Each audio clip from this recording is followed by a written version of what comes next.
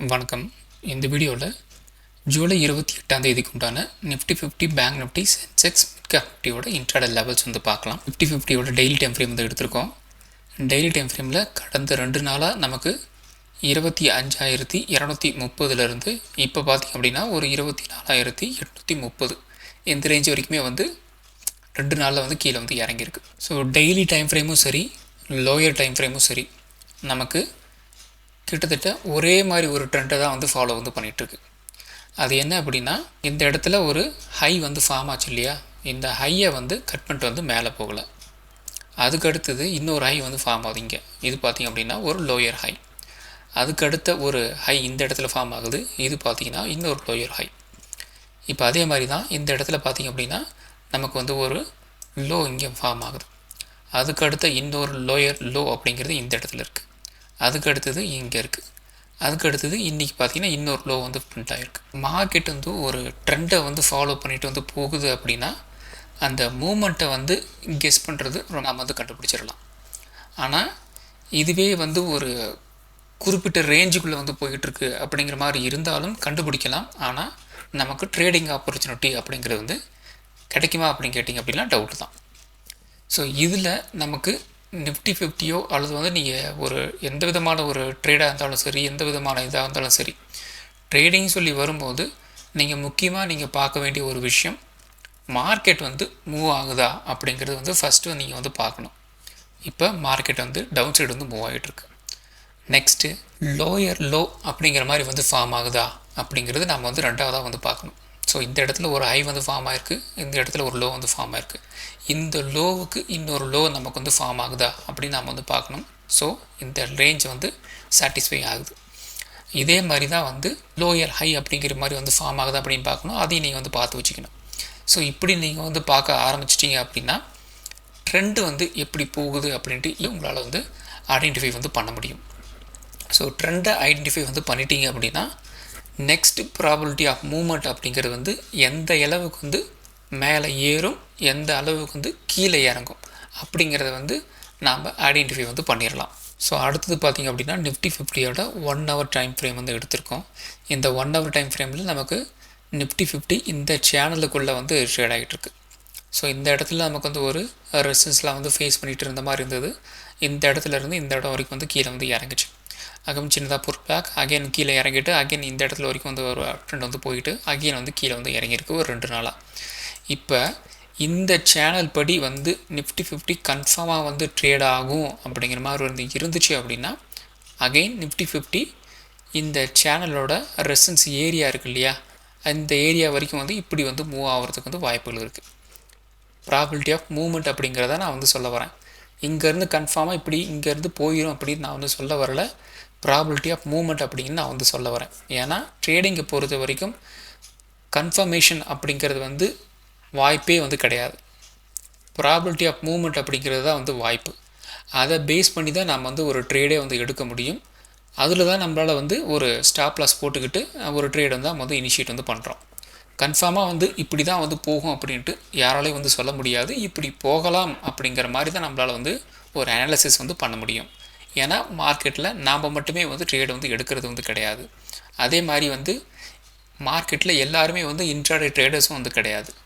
சிலர் ஸ்விங் ட்ரேடர்ஸும் இருக்கிறாங்க, சிலர் லாங் டைம் ட்ரேடர்ஸும் இருக்கிறாங்க. ஸோ இவங்க 3 விதமான ட்ரேடர்ஸும் உள்ளே வரும்போது மார்க்கெட்டோட ஸ்ட்ரக்சர் எக்ஸாக்டாக நாம் எதிர்பார்த்த மாதிரி அப்படியே நடக்கும் அப்படின்னு எந்த விதமான ஒரு கேரண்டியும் நமக்கு இருக்கக்கூடாது.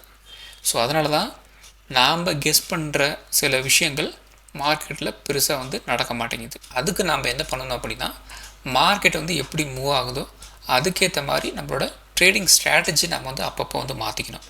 மார்க்கெட் ஒரு டவுன் ட்ரெண்டு போயிட்டுருக்கா, நம்ம ஒரு டவுன் சைடு போகிறதுக்கு ட்ரை பண்ணணும். மார்க்கெட் ஒரு அப் ட்ரெண்டு போகுதா, நாம் ஒரு அப் ட்ரெண்டுக்கு உண்டான அந்த ஸ்ட்ராட்டஜி நம்மளை சேஞ்ச் பண்ணிக்கணும். மார்க்கெட் பெருசாக மூவ் ஆகாமல் ஒரு இடத்துல ட்ரேட் ஆகிட்டுருக்கா, பேசாமல் ட்ரேட் எடுக்காமல் அமைதியாக இருக்கணும். இவ்வளோ தான் நம்மளால் செய்ய முடியும். அதை தான் நம்ம ஒரு எக்ஸ்பீரியன்ஸ் ட்ரேடர் இதை தான் செய்வாங்க. இதுக்கு மேலே நாம் மார்க்கெட் கூட போராட முடியாது. ஏன்னா மார்க்கெட்டோட மூமெண்ட்டை நம்மளால் கட்டுப்படுத்த முடியாது. அது நம்ம கையில் கிடையாது. நம்ம கையில் என்ன இருக்குது அப்படின்னா ஒரு என்ட்ரி கொடுக்கலாம், ஒரு எக்ஸிட் கொடுக்கலாம், ஸ்டாப் லாஸ் கொடுக்கலாம். அதுதான் நம்ம கையில் இருக்குது, அதுதான் நாம் வந்து செய்ய முடியும். இப்போ ப்ராபபிலிட்டி ஆஃப் மூவ்மெண்ட் அப்படிங்கிறது பார்த்திங்க அப்படின்னா, இன்கேஸ் இந்த லோவுக்கு கீழே இன்னொரு லோ வந்து ஃபார்ம் ஆகலை அப்படிங்கிற மாதிரி வந்து இருந்துச்சு அப்படின்னா, மேபி ஒரு புல் பேக் நெக்ஸ்ட் வீக் நமக்கு வந்து இப்படி வந்து மூவ் ஆகிறதுக்கு வந்து வாய்ப்புகள் இருக்குது. மண்டே, டியூஸ்டே அந்த ரேஞ்சில் வந்து இப்படி வந்து மூவ் ஆகலாம். பை சான்ஸ் இந்த லோவை வந்து கட் பண்ணுறாங்க அப்படின்னா ட்ரெண்ட் லைனை வந்து உடச்சிட்டு வந்து கீழே போவாங்க. அப்போ என்ன நடக்கும், அகைன் இந்த ரேஞ்ச் வரைக்கும் வந்து கொஞ்சம் கீழே இறங்கிட்டு சின்னதாக ஒரு புல் பேக் வந்துட்டு இப்படி வந்து மூவ் ஆகலாம். இது இன்னொரு சினாரியோ வந்து இருக்கும். இந்த லோவை கட் பண்ணலை அப்படின்னா கொஞ்சம் கொஞ்சமாக மூவ் ஆகிட்டு இப்படி வந்து மூவ் ஆகும். அவ்வளோதான் நம்மளால் வந்து ஒரு கெஸ் பண்ண முடியும். இதை பேஸ் பண்ணி தான் நம்ம வந்து ஒரு ட்ரேடை நம்ம வந்து நம்மளோட ஸ்ட்ராட்டஜியை வந்து ஃபைனலைஸ் பண்ணி நம்ம வந்து ஒரு என்ட்ரி வந்து கொடுத்துக்க முடியும். ஸோ அடுத்தது ஆப்ஷன் செயின் அனாலிசிஸ். இப்போ நிஃப்டி வந்து க்ளோஸ் ஆகிருக்கிற ப்ரைஸ் பார்த்திங்க அப்படின்னா 24,837, 24,800 கிட்ட பார்த்திங்க அப்படின்னா நமக்கு வந்து ஓப்பன் டெஸ்ட் கொஞ்சம் அதிகமாகவே வந்திருக்கு. ஸோ இந்த பக்கம் பார்த்திங்க அப்படின்னா புட் பையிங் அப்படிங்கிற மாதிரி வந்து இருக்குது, இந்த பக்கம் வந்து நமக்கு வந்து ஒரு கால் ரைட்டிங் அப்படிங்கிற மாதிரி வந்து இருக்குது. இப்போ இந்த 24,800 இதை நமக்கு வந்து அகெயின் வந்து ஒரு பிரேக் டவுன் வந்து பண்ணுறாங்க அப்படின்னா இமீடியட் சப்போர்ட் அப்படிங்கிறது வந்து ஒரு 77,000 அப்படிங்கிற ரேஞ்ச் வரைக்கும் பார்த்திங்க அப்படின்னா வந்து இருக்குது. ஸோ கிட்டத்தட்ட நமக்கு வந்து இந்த புட் ஆப்ஷன் சைடில் ஓப்பன் டெஸ்ட் வந்து ஒரு 77,000 அப்படிங்கிற ரேஞ்சில் வந்து இருக்குது பாருங்கள். இது வந்து ஒரு இமீடியட் சப்போர்ட் 24,700. ஸோ அதையும் வந்து உடைக்கிறாங்க அப்படிங்கிற மாதிரி வந்து இருந்துச்சு அப்படின்னா 27,600, 27,500 அப்படிங்கிற ரேஞ்ச் வந்து இருக்குது. 24,500 அப்படிங்கிறது வந்து பார்த்திங்கன்னா பயங்கரமாக வந்து ஓப்பன் டெஸ்ட் வந்து பில்டப் வந்து ஆகிருக்கு.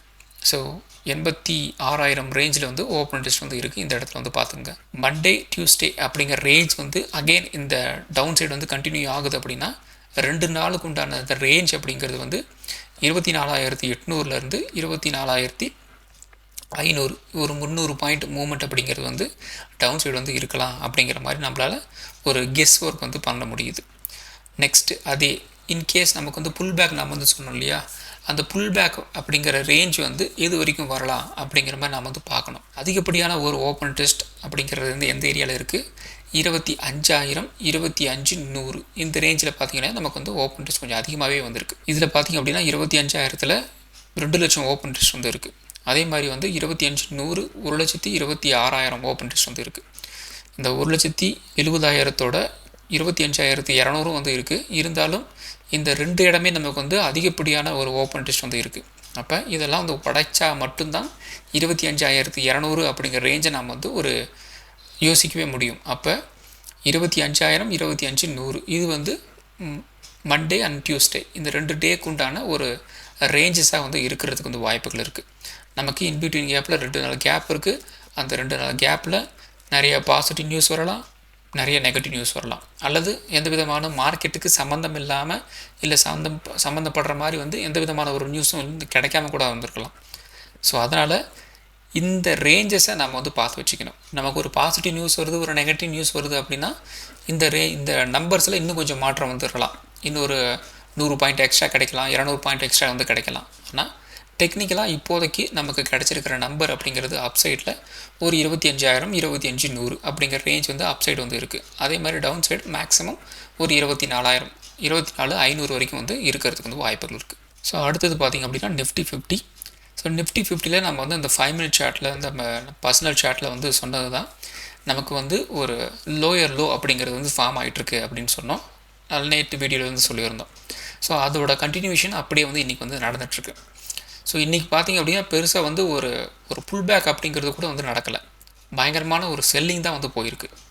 இந்த இடத்துல பார்த்திங்கன்னா எக்ஸாக்டாக ஒரு 50 பாயிண்ட்ஸ் ஒரு கேப் டவுன், அந்த இடத்துல இருந்தும் சின்னதாக இந்த டவுன் சைடு வந்து போச்சு இல்லையா, அதுக்கு சின்னதாக ஒரு புல் பேக். இந்த இடத்துல ஏற்கனவே நமக்கு வந்து 25,000 அப்படிங்கிற லெவல் வந்து ஒரு சப்போர்ட்டாக வந்து இருந்தது. ஆனால் ப்ரைஸ் ஜம்ப் ஆகி 25,000, 24,950 வந்து உடச்சிட்டு வந்து போயிடுச்சு. இப்போ என்ன நடக்கும், இந்த 25,000 அப்படிங்கிற லெவல் வந்து ஒரு ரெசிஸ்டன்ஸாக வந்து கன்வெர்ட் ஆகிடுச்சு. இப்போ இந்த இடத்துல இருந்து இந்த இடம் வரைக்கும் வந்து மூவ் ஆகிட்டு ஒரு ரிஜெக்ஷன் மாதிரி வந்து பிரிண்ட் பண்ணிவிட்டு மறுபடியும் வந்து கீழே வந்து இறங்க ஆரம்பிச்சிருச்சு. அதுக்கப்புறம் இந்த இடத்துல பார்த்திங்கன்னா ஒரு சப்போர்ட் மாதிரி வந்தது இல்லையா, அதை வந்து இங்கேருந்து சின்னதாக ஒரு புல் பேக் மாதிரி வந்து கொண்டு போகிறாங்க. இது பார்த்திங்க அப்படின்னா ஒரு ரிஜெக்ஷன் கரெக்டாக வந்து ஒரு 11:30 இந்த இடத்துல ஒரு ரிஜெக்ஷன் பிரிண்ட் பண்ணிட்டு மறுபடியும் வந்து கீழே இறக்குறாங்க. மறுபடியும் இந்த இடத்துல பார்த்திங்க அப்படின்னா ஒரு புல் பேக்கு, இந்த இடத்துல ஒரு ரெசிஸ்டன்ஸ் மாதிரி இருக்குது, அதை வந்து பிரேக் டவுன் பண்ணிட்டு மறுபடியும் வந்து கீழே வந்து இறங்குறாங்க. கிட்டத்தட்ட நமக்கு வந்து ஒரு 12:30க்கு மேலே வந்து பெருசாக வந்து சொல்லிக்கிற மாதிரி வந்து இல்லை, ஒரு ரேஞ்ச் பவுண்டாக வந்து ட்ரேட் ஆகி வந்து முடிஞ்சிருக்கு. ஸோ மண்டே நமக்கு வந்து ஒரு ரேஞ்ச் பவுண்டாக வந்து இருந்துச்சு அப்படின்னா 24,900 நமக்கு வந்து ஒரு ரெசிஸ்டன்ஸாக வந்து இருக்கும். சப்போர்ட் வந்து 24,750 ஒரு சப்போர்ட்டாக வந்து இருக்கிறதுக்கு வந்து வாய்ப்புகள் இருக்குது. ஒரு ரேஞ்ச் பவுண்டாக வந்து இருந்துச்சு அப்படின்னா இதுக்குள்ளே வந்து ட்ரேட் ஆகலாம். 24,750 நமக்கு வந்து ஒரு பிரேக் ஒன்று ஆகுது அப்படின்னா குறைந்தபட்சம் ஒரு 24,650 24,600 இந்த ரேஞ்ச் வரைக்கும் ஒரு டவுன் சைடு வந்து போகிறதுக்கு வந்து வாய்ப்புகள் இருக்குது. 24,900 நமக்கு வந்து ஒரு நல்ல வால்யூமோட ஒரு பிரேக் அவுட் வந்து கிடச்சி அப்படின்னா 25,000 அப்படிங்கிற ரேஞ்ச் வந்து ஒரு அப் ட்ரெண்ட் போகிறதுக்கு வந்து வாய்ப்புகள் இருக்குது. ஸோ மண்டே அகெயின் நமக்கு வந்து ஒரு ரெட் டே அல்லது ஒரு பிளாக் மண்டே அப்படின்னு ஓப்பன் ஆகணும் அப்படின்னா இன்னையோட லோ இருக்கு இல்லையா, அதை வந்து உடச்சிட்டு வந்து கீழே வந்து போகணும். அப்படி இல்லை அப்படிங்கிற பட்சத்தில் எந்த விதமான ஒரு பிரச்சனையும் வந்து கிடையாது. ஆனால் அந்த லோவை கட் பண்ணிட்டாங்க அப்படின்னா பிரச்சனை தான். ஸோ மண்டே ஆப்ஷன் ட்ரேடிங் பொறுத்த வரைக்கும் 25,000 24,900 24,750 24,700 24,600 இந்த ஸ்ட்ரைக் ப்ரைஸில் வந்து வாட்சில் ஸ்டார்ட் பண்ணிக்கோங்க. ஆப்ஷன் ட்ரேடிங் பண்ணுறதுக்கு ரொம்ப யூஸ்ஃபுல்லாக இருக்கும். ஸோ அடுத்தது பேங்க் நிஃப்டி சின்னதாக லைட்டாக வந்து ஒரு நெகட்டிவ்ல வந்து ஓப்பன் ஆகுது. ஓப்பன் ஆகிட்டு சடனாக ஒரு 5 மினிட்ஸ் கேண்டலில் பார்த்திங்க அப்படின்னா ஒரு 100 பாயிண்ட் 150 பாயிண்ட் பக்கம் வந்து மேலே வந்து ஏறிச்சு. ஆனால் பெருசாக நேற்றோட க்ளோசிங்கிட்ட ஒரு ஹை வந்து ஃபார்ம் ஆச்சு இல்லையா, அந்த ஹையை வந்து ஒரு பிரேக் அவுட் வந்து கொடுக்க முடியாமல் மறுபடியும் வந்து கீழே வந்து இறங்கியிருக்கு. ஸோ கிட்டத்தட்ட நமக்கு வந்து ஒரு 57,100லேருந்து 56,500 700 பாயிண்ட் பக்கம் வந்து கீழே வந்து இறங்கியிருக்கு. அதுக்கப்புறம் பார்த்திங்கன்னா ஒரு 12:30க்கு மேலே இங்கேயும் வந்து பெருசாக வந்து மூமெண்டம் வந்து கிடையாது.